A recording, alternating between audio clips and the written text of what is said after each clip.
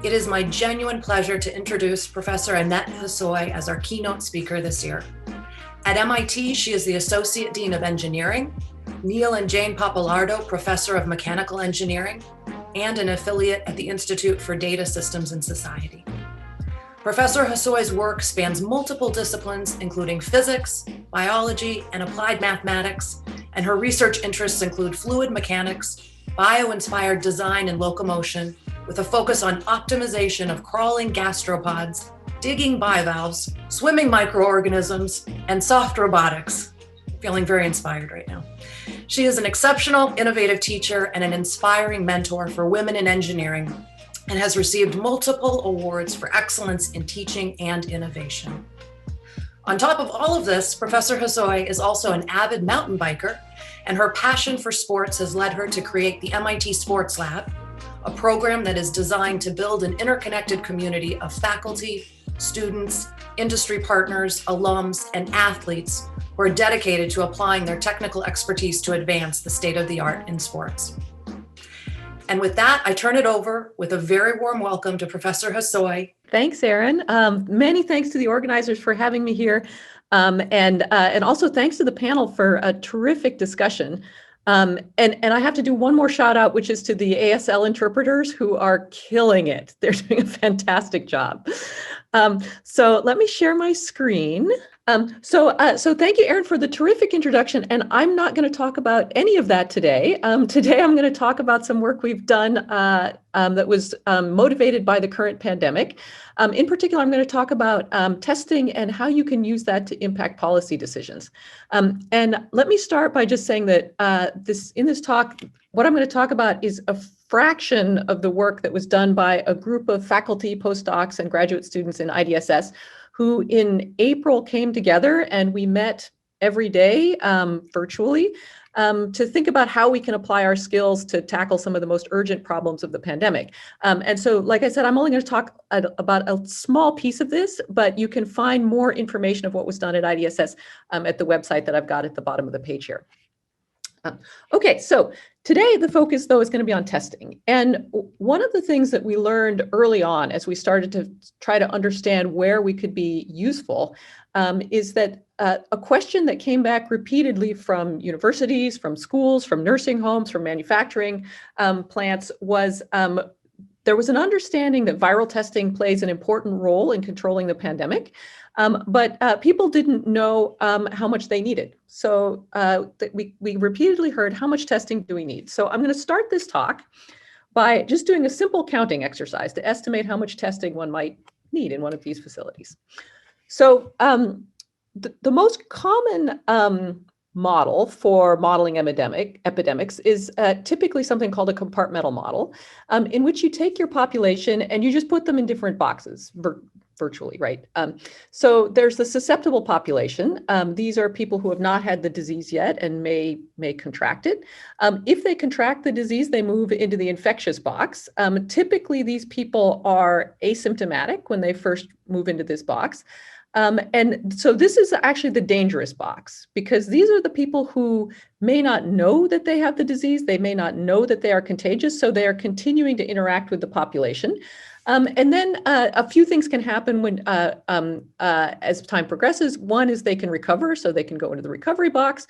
The other is you might find out that you're infectious, so you might discover that you have symptoms. You might take a viral test and discover that you have COVID, and then you go into isolation. So again, you're out of the infectious period where you're infecting other people. Then you can stay isolated until you recover.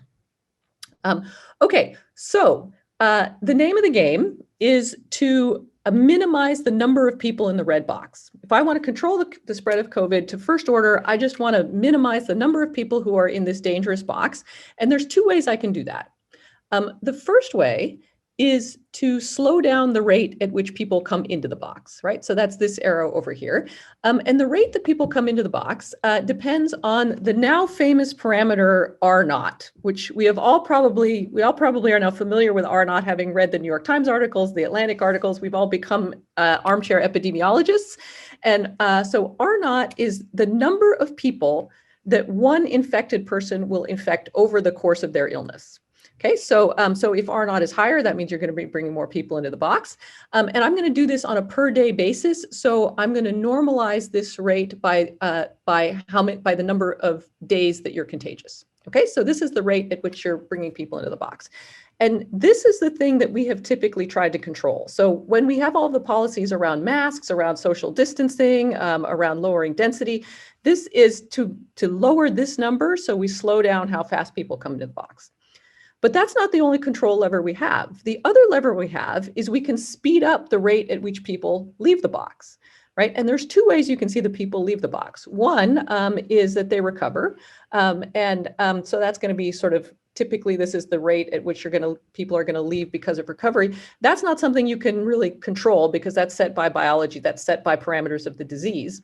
But the other arrow coming out is the detection arrow. So I can also find people who are contagious, and this is where testing comes in, because testing is how you find the people who may be contagious but don't know it and are still in this population. So the rate at which people leave the box from testing depends on the fraction of the population that you test daily. If you test everybody every day, then you could move people up quickly. And again, the number of total people infected. So I'm now just going to do a simple balance on this. And I'm going to say that the rate at which people leave has to be faster than the rate at which they come in. So there's the equation. Rate of people are coming in has to be less than the rate at which people leave. And I'm going to rearrange. And this is my criteria for how much I have to test. It's super simple. You don't have to do any kind of a simulation. You don't have to solve a set of differential equations. You don't have to do a network model. I can just solve this algebraic equation for nu. This is the fraction of the population that I need to test daily in order to prevent an outbreak in my establishment. Okay, so now you're probably saying, great, that's the end of the talk. Thanks for the answer. It turns out it gets slightly more complicated because of the following. So we did this analysis, and then I noticed there were a lot of articles that were coming out. I'm gonna highlight one from The Atlantic because honestly I think The Atlantic has done a fantastic job reporting on the pandemic, and they have a lot of terrific articles. And so I'm going to highlight this one. Where they say, this overlooked variable is key to the pandemic, and then in small letters down here, it's not R.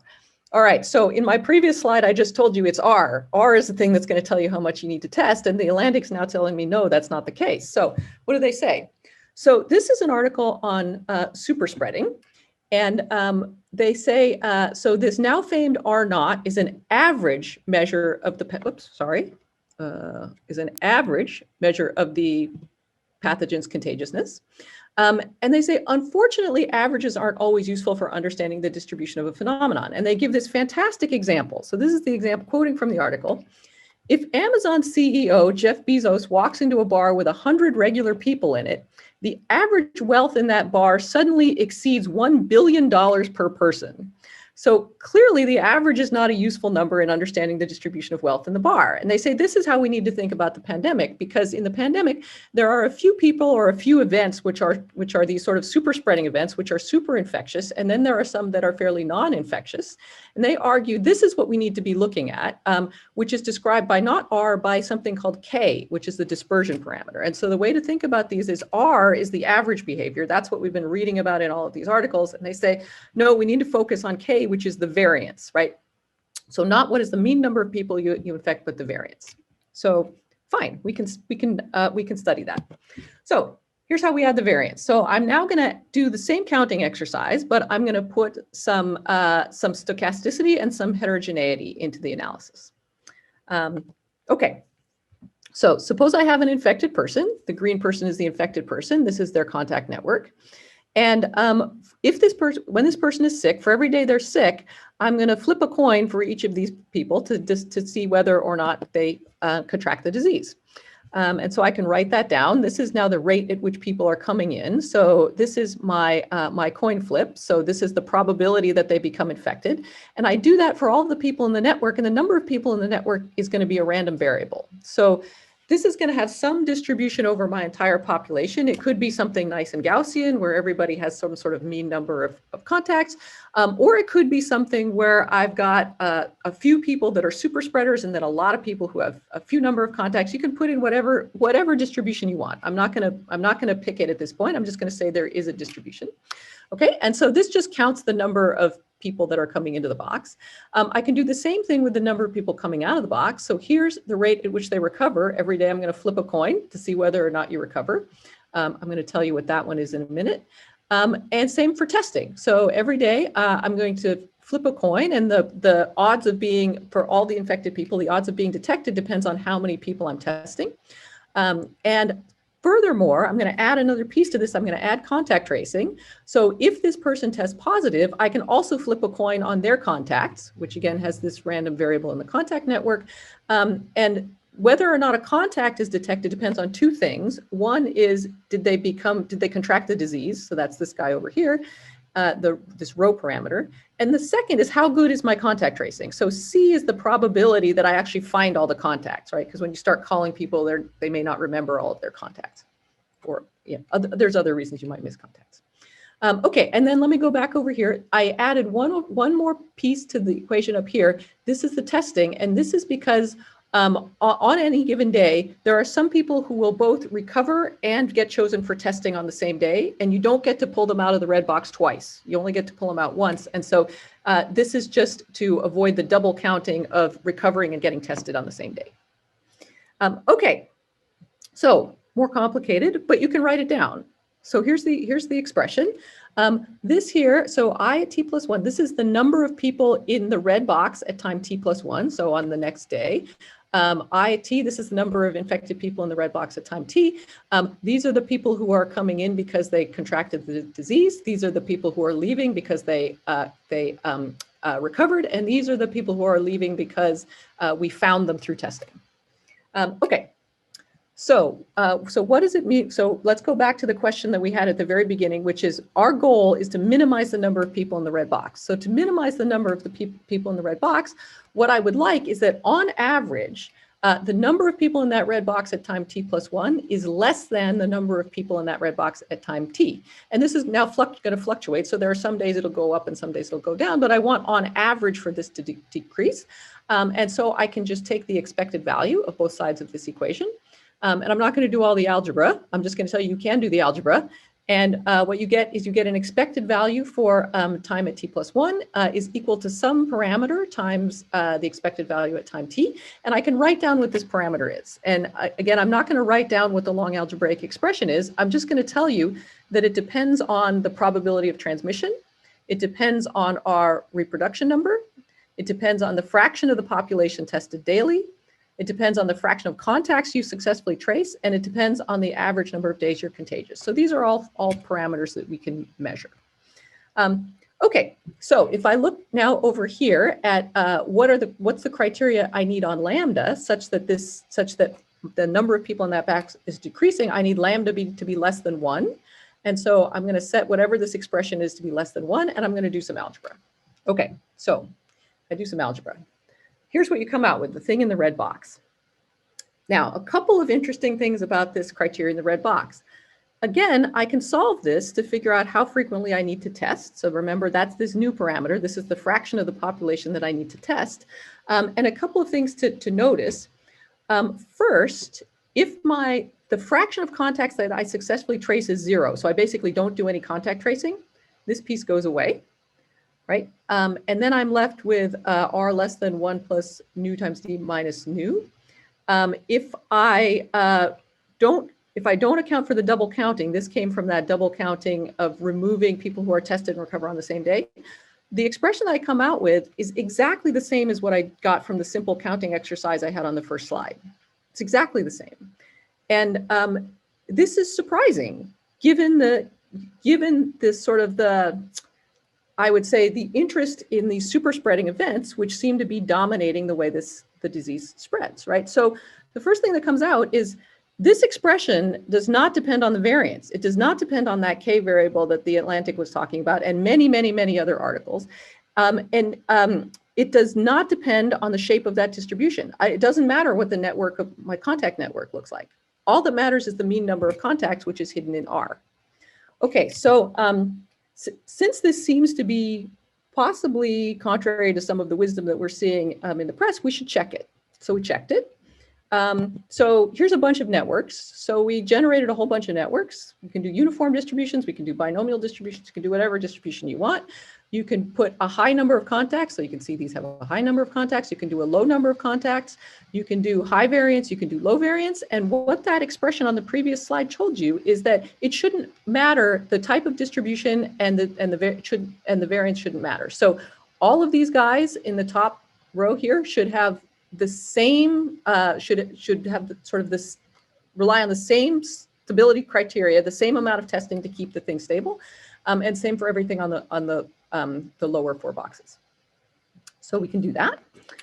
We can check it, and it works beautifully. So here's what comes out. So each of these points is actually many simulations, and this is an average over many simulations. We've done 2 different distributions. These are the 2 that I showed you on the previous slide. These are different means so the mean number of contacts, the average number of contacts for everybody in the network, and this is the variance, is the color of each of these points. And so first, what you see is that the number of infectious people as a function of the daily testing only depends on the mean number of contacts, because you can see all the triangles collapsed over here, regardless of binomial, uniform, or the color. All of the squares and diamonds collapsed over here, and all the stars collapsed over here. And furthermore, if instead of plotting the mean testing fraction, I plot this lambda, which was the growth parameter that we derived on the previous slide, everything collapses onto one curve. Right, so it really does not depend on the variance. It does not depend on the structure of the network. It only depends on the mean connectivity. So if I go back to the Atlantic article, I'm going to give this a nope. I think so first let me again say Atlantic, I think, has been the best that I've read in reporting about this pandemic.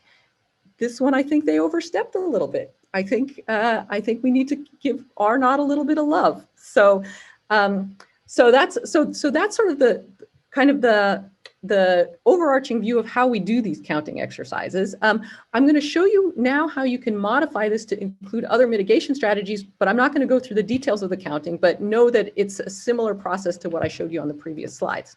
So for example, you can ask, what about things like masks? So masks, again, the counting exercise is how many viral particles am I taking in? And if I wear a mask, it reduces the number of viral particles that I'm taking in. And you can do that counting exercise. And you find that if one person in interaction wears a mask, you reduce the effective R by 1 minus beta, where beta is the mask efficiency, right? And so I can put that, I can then figure out what is the probability of having 1, 2, or 0 masks in every interaction, and use that to put a correction factor on R naught. I can do the same thing for vaccines. What is the impact of vaccines? Well, again, I can do the counting exercise and say in that contact network, some of those contacts are not going to be susceptible, which means I can reduce the number of contacts by some fraction of the population that's vaccinated. And again, I can put a correction factor on my R naught. I can ask, what about test sensitivity? So test sensitivity, again, the effective fraction of people tested is reduced by however sensitive your test is. So what you end up with is an algebraic expression. Again, there's no differential equation here. There's no simulation that you have to do. It's an algebraic expression that combines the impacts of vaccines, mask wearing, the parameters of the disease, and the sensitivity of the test, and the frequency at which you test. So this now gives you a tool in which you can start to figure out what are the trade-offs and how do you balance all of those mitigation strategies for your particular establishment. Okay, so that's sort of a summary of the work that was done in IDSS. Then something wonderful happened. And the wonderful thing that happened is that we were contacted by RADx. RADx is stands for Rapid Acceleration of Diagnostics. This is an NIH-funded initiative, and they are responsible for an enormous amount of the testing initiatives around the US. So if you think about any of sort of the famous tests that you know, many of them are RADx entities. So they reached out. They have an enormous amount of information about what tests are under development, what is the sensitivity of the tests, what is the likely cost of the tests, how can you get the tests, which areas of the country can you get those tests. They came to us and they said, we have all of this information. And the thing that we don't know is we don't know how to recommend to people how frequently to use each of these tests to prevent an outbreak in their organization. And I said, that is terrific, because that is the one thing that I do know. And that is this equation that I derived on the previous slides.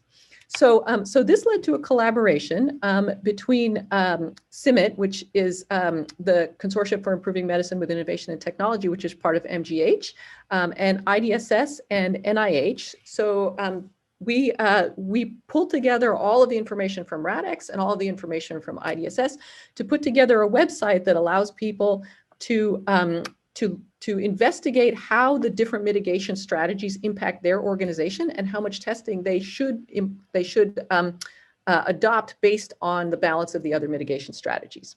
And by the way, actually, I'm gonna do a quick shout out to the previous panel, because I think there were two really nice points that were made, which I'm just going to second from the experience we had in putting all of this together. One was Hillary made the point that one of the hardest things to do is to ask the right question. And the reason that we happen to have the right answer for RADx is that we spent a lot of time and continue to spend a lot of time interacting with stakeholders to understand what is the question, where's the hole? What is the hole that we as data scientists can help with? And the second thing is I want to second something that Marcia said, which was building partnerships with places like FDA and NIH. So, you know, I mean, I think as academics, we tend to fall into the situation where we think of NIH as a bank. And by the way, thank you, NIH, for being a bank. The funding was super important for this.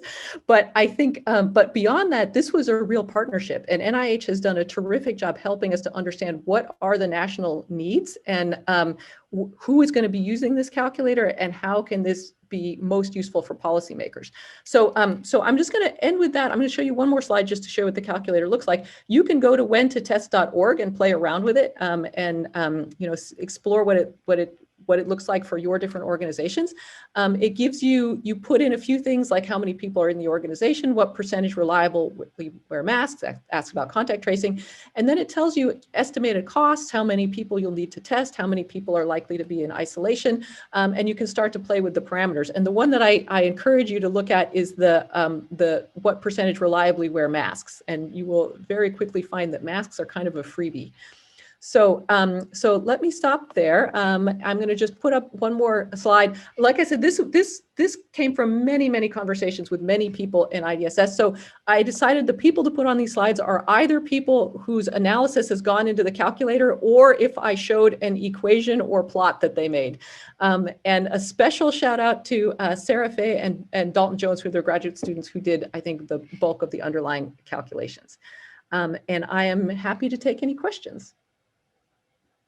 Wow, thank you so much. That was fantastic. It's encouraging actually to see how quickly the NIH sprang into action to produce the WhenToTest site with MIT and MGH, and also the continued work to improve and enhance the recommendations and resources. That's very impressive. So thank you for sharing with us.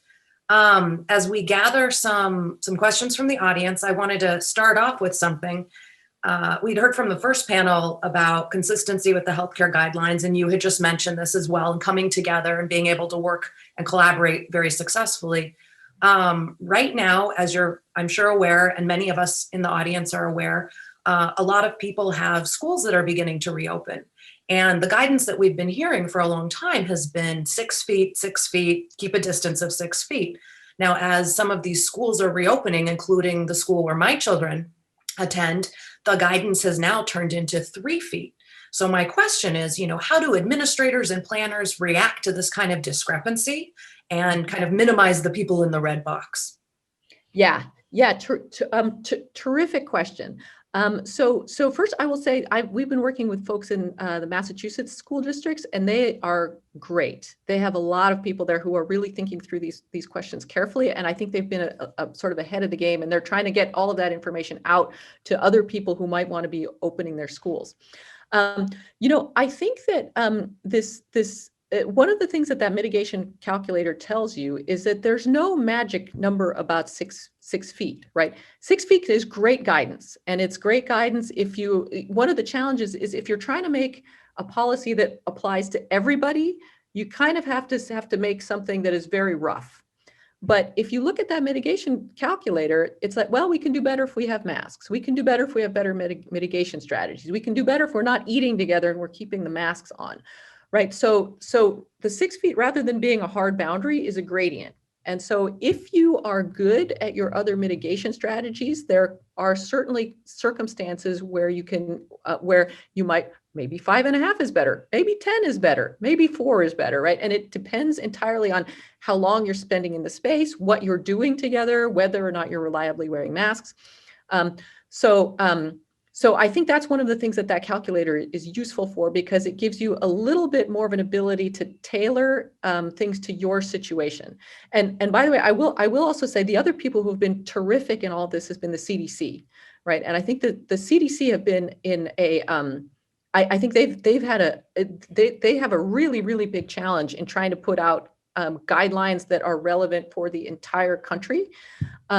And so again, 6 feet, if you want a rule of thumb, great rule of thumb, right? And so I think what they've done is exactly right. And I think we're working with them to understand whether there are ways we can refine those recommendations to understand under what circumstances is it safe to do something else. That's great. We'll take a question from the audience from Catherine, and her question comes from earlier slides that you showed. How does sensitivity and specificity of testing factor into your model? Yeah, great question. Yeah, so the sensitivity, you'll notice I snuck that in the end. So when I first derived it, I just assumed 100% sensitivity on the test. So the sensitivity reduces the number of people that you find through testing, because you're going to miss some people.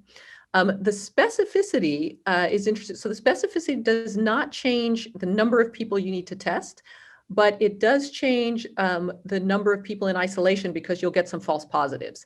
So on the calculator, if you go dig a little bit deeper, it tells you not only how much do you need to test, but how many people do you expect to be in isolation. So the specificity falls into that calculation. That's great. We have another question from our team here. What data sets have you used to make sure that your information is generalizable and robust? Yeah, terrific question. And this is one that is a little bit challenging, because you'll notice we are not projecting number of cases, right? The calculation tells you where is the stability boundary, right? So we're saying, so it's a yes, no. If you do these things, you are likely not to have an outbreak. If you don't do these things, you are likely to have an outbreak, right? So you can't do things like look at case counts by county and say whether or not this is correct. What you can do is you can look at different organizations, look at their policies, and test whether or not they have had outbreaks. And in all of those cases that we've looked at, the calculator has predicted things correctly. So there's not a lot of data available on that. So grain of salt. If you have more data, we want to put it in to check it. But the cases that we have looked at have been correct. My favorite example was my collaborator Paul. As soon as the outbreak in the gathering of the Rose Garden at the White House happened, he put the parameters into the calculator, and it came out with cannot prevent an outbreak. So it worked. Very effective. I have a question from Michelle from the audience. Some states are eliminating the need for masks now that there's a greater proportion of the population that are vaccinated. But how does the effectiveness of vaccination compare to the effectiveness of mask wearing in your model? Yeah, terrific question. So I think it's a little early to be abandoning masks, especially since the population is at, I don't know, maybe 20%, 15%, 20% vaccinated. We will get there. I'm actually going to roll this into a larger question, which is that I do think we have an important mission ahead of us, which is to make sure people do get vaccinated, because currently vaccine uptake if you look at polls, it's at maybe 60 or 70%. And with the R naught of the new strain, 60 or 70% is probably not enough. In addition, the vaccines are not approved for kids yet. So the kids are not going to be vaccinated until, maybe high school kids in the fall. K through 6, probably not until 2022. So there's 60 million kids in the country. So there's going to be a large fraction of the population that is not going to be vaccinated until 2022. There's going to be some hesitancy of vaccine uptake, which hopefully we can overcome. But with those two caveats, we are not going to be at herd immunity in the fall, which means that we need to be either conscientious about masking or conscientious about testing or conscientious about some of those other testing strategies. So the good news is that it's getting much, much better. The vaccine is clearly helping, and it does help. You can put it in the calculator. I should tell you this: the current version of the calculator does not have vaccines, but in a couple of weeks we will allow you to put vaccines in. So we'll have both advanced pooling and vaccines. So you can actually play with the calculator to see what the impact is. My projection is that we're over the hump, but we have a ways to go. All right, thank you. Here's another question from the audience. Is there any variable for the people who are not willing to take the vaccine or against the idea of COVID in general? Great question. So yes, in the sense that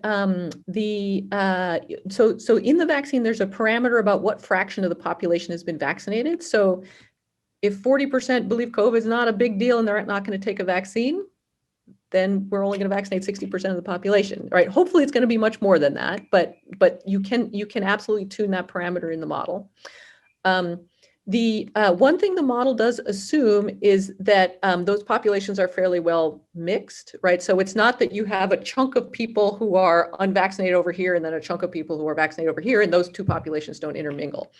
So the model is going to do a pretty good job making predictions if things are fairly random and people are fairly well mixed, which I think on a national level is probably okay.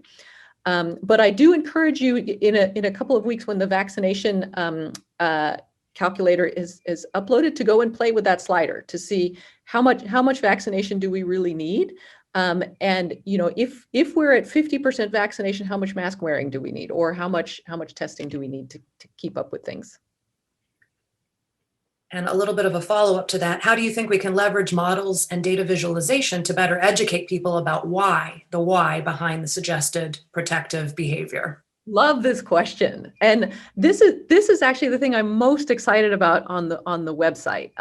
So first I will tell you that we are partnering with people who are good at this, right? So I think one of the things I've learned is that it's really important to work with people who understand things like human factors, with psychologists, with people who understand how to design these things, and give an appropriate visual layout. And by the way, that's going to be we're going to go through a version 2 where we've gotten feedback, which I think is going to be we're going to be able to more effectively communicate some of those ideas. But one of the underlying things that was really striking on this was that we could actually turn the mitigation strategies into a dollar figure, right? To say, if you don't wear masks, that's fine, but it's going to cost you $30,000 a week.